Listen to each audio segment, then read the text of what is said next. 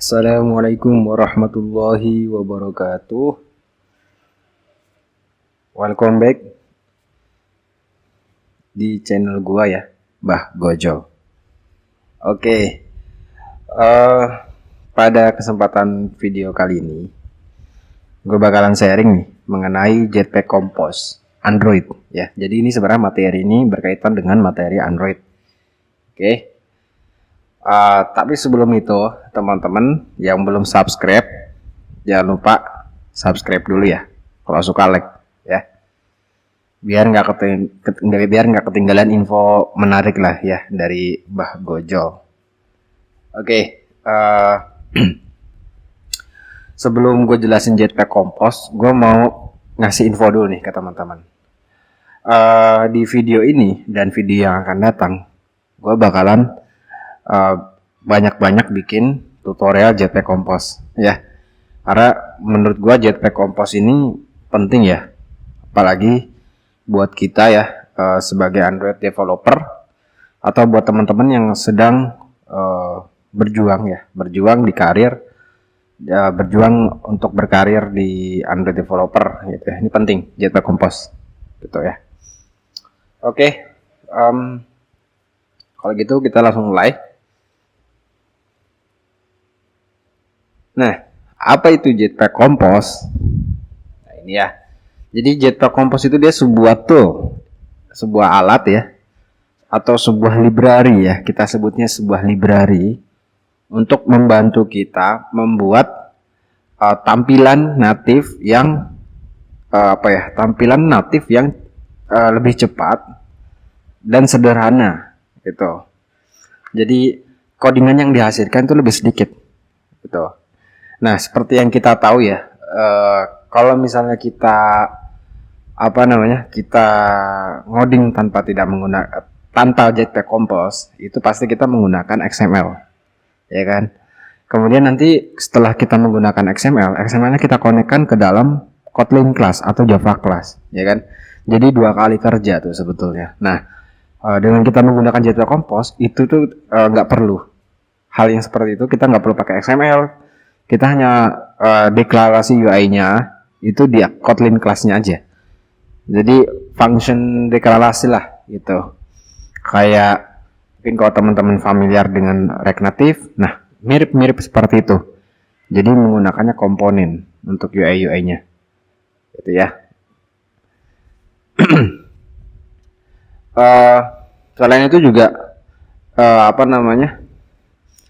Jetpack Compose ini dia itu sekarang udah production, jadi cocok lah buat kita pakai gitu ya di aplikasi yang mana ya aplikasinya itu bakalan kita rilis di Play Store. Udah cocok sekarang gitu. Dan sebenarnya Jetpack Compose ini Jetpack Compose ini karena dia udah support sama Jetpack library itu lebih mudah, lebih mempermudah kita dalam mendesain sebuah software ya atau aplikasi Android gitu. Contohnya kayak Jetpack Compose ini udah support navigation gitu kan. Terus ya teman-teman Jetpack lainnya lah gitu. Library Jetpack kan sebenarnya ada banyak. Nah, mereka itu saling support gitu ya. Oke, tentunya Jetpack Compose juga mempercepat kita dalam pengerjaan sebuah UI yang kompleks. Gitu. Contohnya kayak kita bikin animasi. Kalau kita bikin animasi kan kita harus bikin XML-nya juga kan. Di folder res itu kita bikin animasi di situ, kita declare fade in fade out-nya misalnya kayak gitu kan.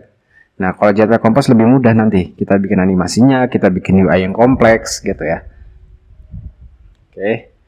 Dan nanti di video gue selanjutnya, nanti kita bakalan coba bikin UI gitu, menggunakan Jetpack Compose. Ya. Oke, selanjutnya syarat kita menggunakan Jetpack Compose itu apa sih? Ya. Jadi, kalau kita mau pakai Jetpack Compose tentunya ada syaratnya ya, yang sudah ditentukan oleh Google. Nah, syaratnya yang pertama itu ya tentunya device kita ya. device atau laptop kita harus speknya yang direkomendasikan oleh Google. Gitu. Maksudnya speknya ya kayak Core i5, terus RAM-nya 16 atau 8 GB. Kayak gitu. Jadi spek kita harus bisa membuka, harus yang sesuai dengan rekomendasi Google. Karena kalau nggak sesuai, ya jatuhnya nanti lemot sih. Gitu. Bukannya nggak bisa ya, tapi lemot aja. Gitu. Kemudian